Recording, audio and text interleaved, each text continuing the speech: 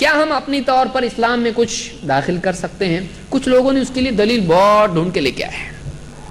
دلیل کیا ہے؟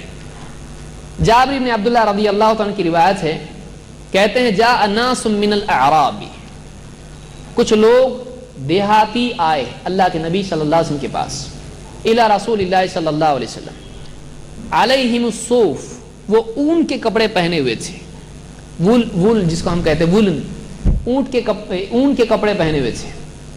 فرآ سوء حالہم قد اصابتہم حاجہ، اللہ کے نبی صلی اللہ علیہ وسلم نے ان کا برا حال دیکھا، غربت کا اور ان کی فاقہ اور ان کی پریشانی تنگ حالی کو دیکھا تو آپ کو برا لگا.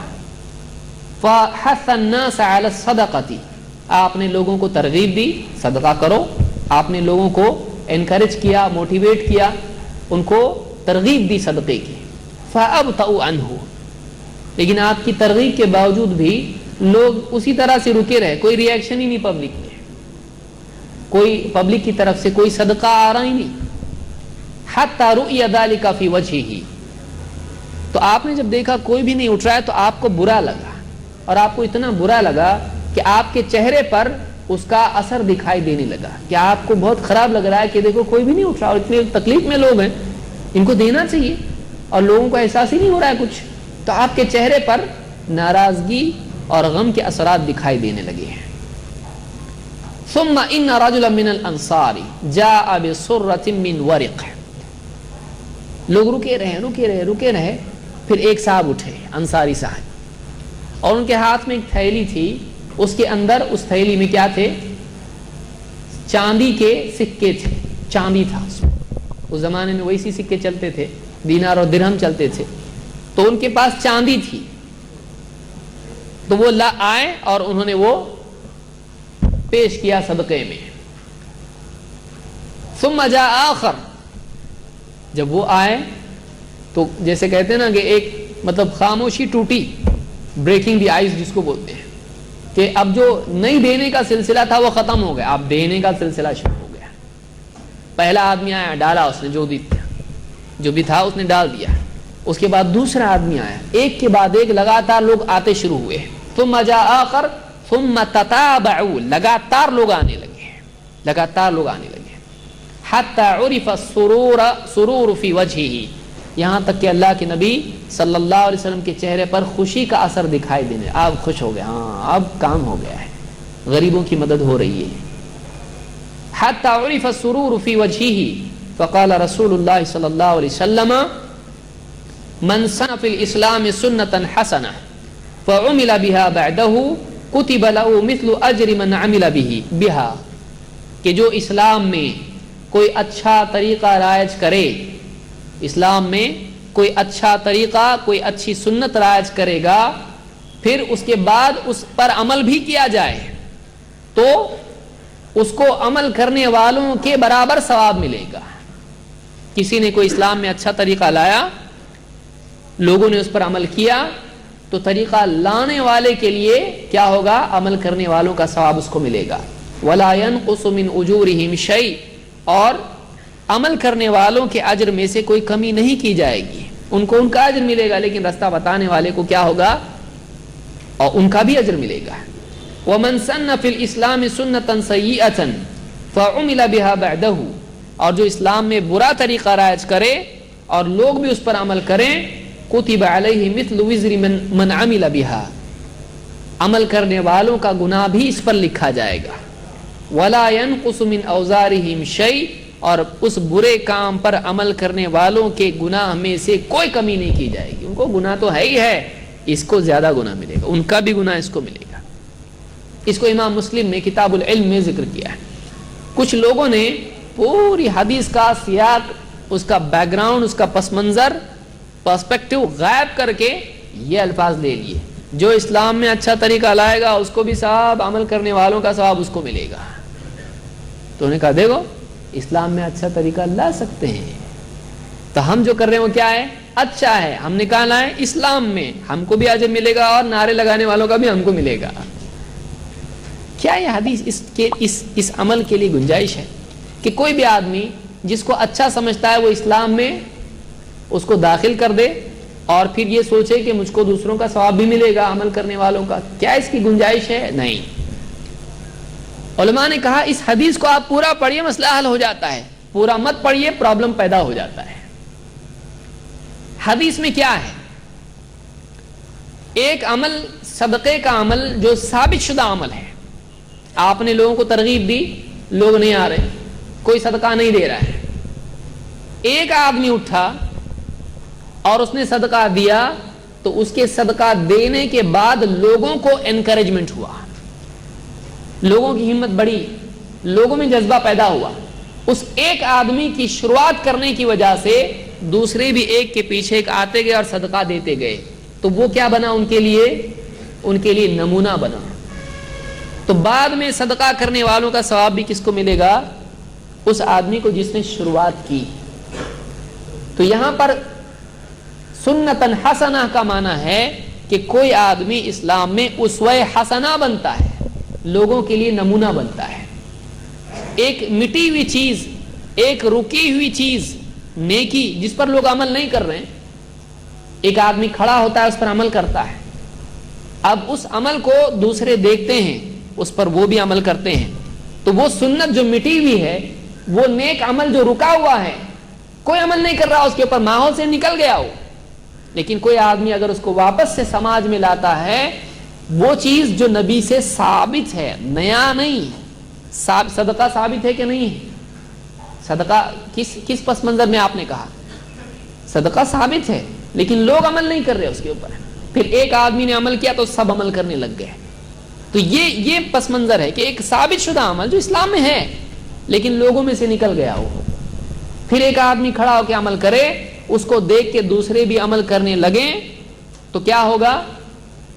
ان کا بھی ثواب اس کو ملے گا۔ جیسے کسی ماحول میں لوگ خام خواہ کا فضول خرچی کرتے نکاح میں، اب ایک آدمی ہمت کیا، بہت مالدار تھا، اس نے کیا کیا؟ میرے کو دہیج نہیں چاہیے، میں دہیج دیے تو میں بھاگ جاؤں گا، نکاح کے دن ہی چلے جاؤں گا۔ اب اس نے اس طرح سے کیا، اور اسراف نہیں کروں گا، اور 5 کلمے نہیں پڑھوں گا میں۔ ہمارے ماحول میں کچھ لوگ کیا کرتے ہیں، نکاح کے ٹائم پہ 5 کلمے پڑھاتے ہیں، یعنی پہلے مسلمان بناؤ پھر دولہا۔ یہ نکاح کے ٹائم پہ کلمے کہاں سے آئے؟ بولو، امام صاحب بھی پڑھاتے، عائشہ بولو اشہدو، پہلا کلمہ لا الہ، پورے 5 کلمے، پبلک بھی سوچتے تھے ہاں میرا بھی ایک دن تھا میں بھی پڑھے ہوا ہوں۔ نکاح میں کلمے، اتنی ساری خرافات مسلمانوں میں، شروع میں کلمہ اور بعد میں قوالی اور گانے اور ناچ، ہے کہ نہیں؟ یہ بھی ہے۔ تو اس نے ہمت کی، دیکھا سب لوگ سماج میں نکاح میں فضول خرچی کرتے ہیں، میں نہیں کروں گا، اس نے سیدھا سادہ نکاح کیا۔ اس کو دیکھ کے دوسرے لوگ جو غریب تھے، یہ تو امیر تھا، استعداد تھی، پیسہ تھا، سب کچھ تھا اس کے پاس، ان لوگوں نے دیکھا نہیں اس نے سادہ نکاح کیا، میں بھی کروں گا۔ اس نے بھی اپنے گھر میں نوجوان نے بتایا میں بھی ایسا نہیں کروں گا، فضول خرچی نہیں کروں گا، میں سادہ نکاح کروں گا، سیدھا سادہ، کچھ لوں گا نہیں، کچھ دوں گا نہیں، ہاں مہر دوں گا خالی۔ اب ایک کے بعد ایک اس معاشرے میں سادہ نکاح کا ماحول بن گیا، تو اس کا ثواب کس کو ملے گا؟ جس نے ہمت کر کے پہلے سب سے پہل کی، وہ چیز ثابت تھی لیکن وہ چیز اس معاشرے سے نکل چکی تھی، اب پہلا عمل کرنے والا اس چیز کو اس معاشرے میں زندہ کرنے والا ہے، اس کو بھی ثواب ملے گا، اور اس کو دیکھ کے عمل کرنے والوں کو بھی ان کا ثواب ملے گا۔ آج کتنی بچیاں گھروں میں بیٹھی ہوئی ہیں، وجہ کیا ہے؟ وجہ یہی، بہت بڑی وجہ اس کی یہی ہے کہ اتنی بڑی بڑی ڈیمانڈ لوگوں کی ہوتی ہے کہ ایک باپ جس کو ایک کے بعد ایک بیٹیاں ہوئی، وہ کرے گا کیا؟ کیونکہ ایک نکاح ہی میں اس کی کمر ٹوٹ جاتی ہے، دوسری میں گردن کا نمبر ہوتا ہے، بتائیے کیسا معاملہ ہوگا؟ تو اس طرح سے کئی اور مثالیں بھی دی جا سکتی ہیں کہ ایک آدمی پہل کرے نیکی کی جو اسلام میں ہے، یہ نہیں کہ نیا کچھ اسلام میں لا کے داخل کرے۔ اس کی وضاحت ایک اور حدیث سے ہوتی ہے جو خود اللہ کے نبی صلی اللہ علیہ وسلم کی حدیث ہے، اور اس میں آپ کا قول بیان کیا گیا ہے۔ ابن ماجہ کی روایت ہے، اللہ کے رسول صلی اللہ علیہ وسلم فرماتے ہیں، من احیا سنتا من سنتی، جو میری سنتوں میں سے کوئی سنت زندہ کرے، معلوم ہوا سنت مٹ بھی جاتی ہے۔ تو اب دیکھیے اس حدیث کو اس حدیث کی روشنی میں سمجھنا ہے۔ کیا فرما رہے ہیں؟ من احیا سنتا من سنتی، جو میری سنتوں میں سے کسی سنت کو زندہ کرے، کوئی نئی سنت یا میری سنت، سمجھ میں آ رہا ہے یہاں کیا ہے؟ سنتن حسنہ۔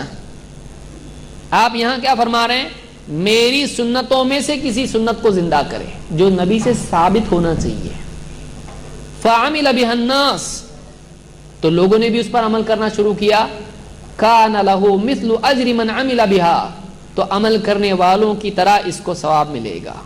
لا ينقص من اجورهم شيئا، اور ان کے اجر میں سے کوئی کمی نہیں کی جائے گی۔